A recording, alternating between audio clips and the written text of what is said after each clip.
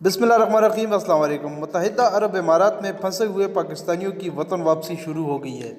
PIA की खुसूसी परवाज़ हफ्ते की शाम 227 मुसाफिरों को लेकर दुबई इंटरनेशनल एयरपोर्ट से इस्लामाबाद के लिए रवाना हो चुकी है। दुबई में पाकिस्तानी कौंसल जनरल की जानिब से ट्वीट में कहा गया कि PIA की पहली खुसूसी परवाज़ हफ्ता 18 अप्रैल को शाम 7 बजे दुबई एयरपोर्ट से दुबई और शुमाली इमारात में फंसे 227 पाकिस्तानियों को लेकर इस्लामाबाद के लिए रवाना हो गई है।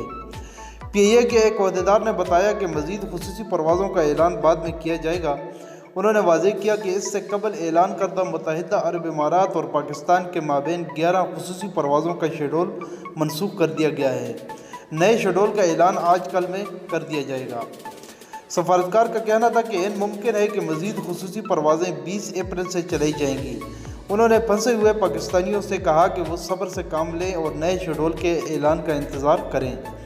वाज़ेह रहे कि इमारात में मौजूद 40,000 से ज़ायद पाकिस्तानी वतन वापसी के ख्वाहिशमंद हैं।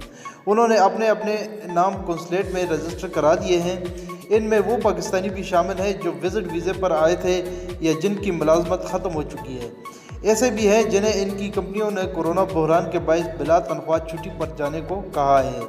इससे कबल सऊदी अरब में सफरी पाबंदियों के बायस रुके हुए 470 उम्रा ज़ायरीन 2 खुसूसी परवाज़ों के ज़रिए पाकिस्तान पहुँच चुके हैं।